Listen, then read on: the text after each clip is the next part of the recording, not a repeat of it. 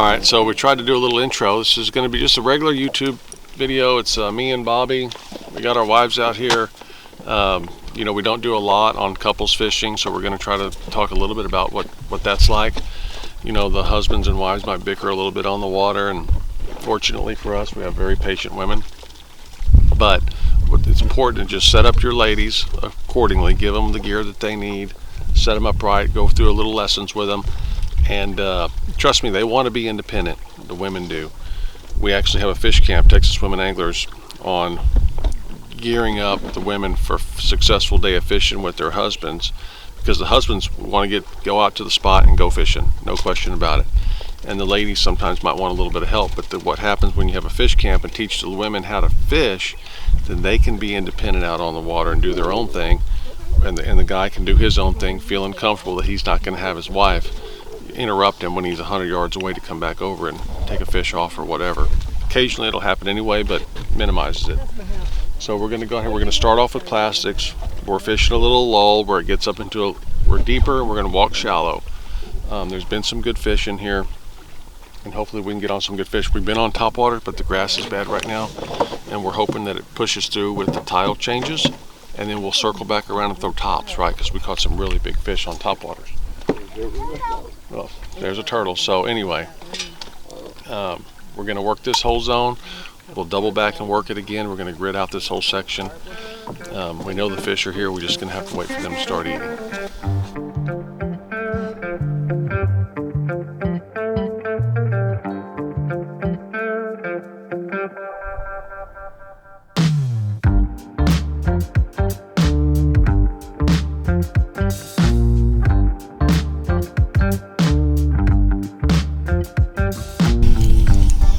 Right now we're just getting little fish. It was very hard to fish. There's a lot of grass, subsurface floating grass, but we got so much mullet around here, so many big fish wakes. We're gonna have to wait for this grass to push out. Probably gonna have to circle back around and do it again. There's just too many game fish in here. They're just not eating right now, but when they do, it's gonna be lights out.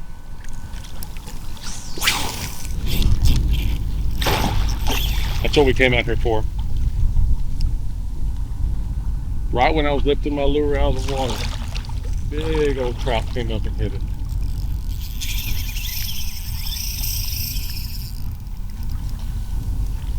Ooh.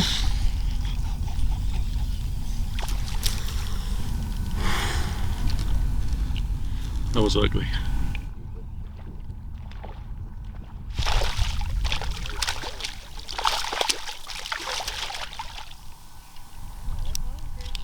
Look at that. You're practicing on my bugger grip. So what we're doing, Jimmy, since we have so much grass here, I'm fishing an 1/8 ounce jig head, but I'm using a very, very buoyant bait, like the Wiggalo here.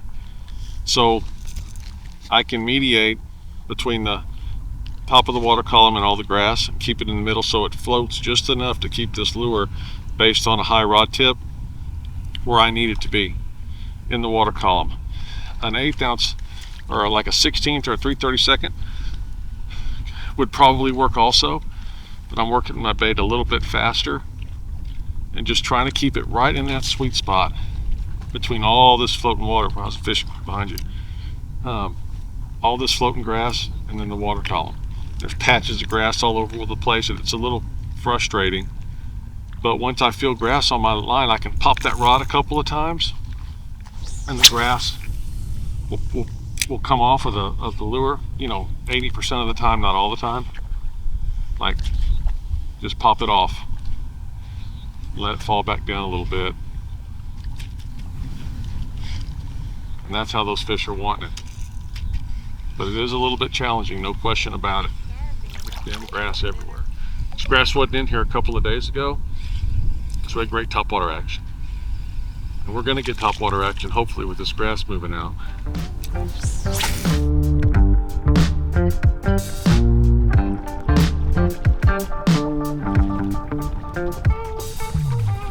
All right, so we got a pretty good, little bit of action on that last wave, but now that we see a color change that's come into play, Maybe Jimmy can show that on the camera where we got tan water going into the clear water, muddy water going into the grassy bottom, muddy bottom going into the grassy bottom, and it's deeper and it's going to shelf right up, and those fish should be holding there. The bait's gone down just a little bit, but we're certainly in dirtier water right now, and we've got clear water about 300 yards up. That's going to be our set. Reset, a little deeper, walk up to the shallow stuff and see what unfolds. Maybe get some topwater action now. Grass is starting to break up a little bit. Let's hope for the best.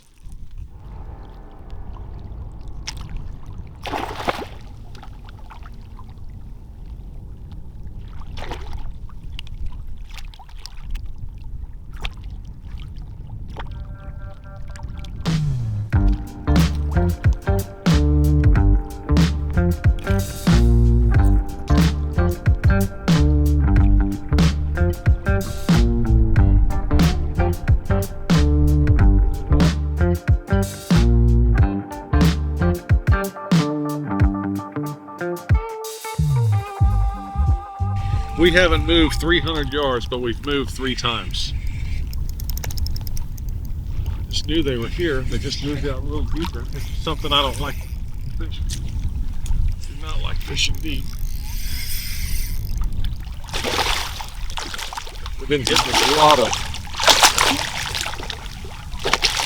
bone diamond and white turtle.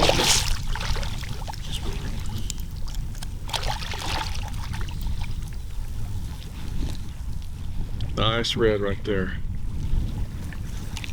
Bone diamond. I'm throwing a, well, Katie and I both were throwing a, what's that? There's a 1/0, 1/8 ounce. I need to replace this.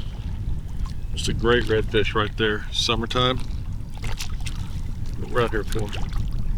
Katie found him. He had a good blow up, and we just stopped walking. We've had 3 blow ups of trout, 2 on the hook.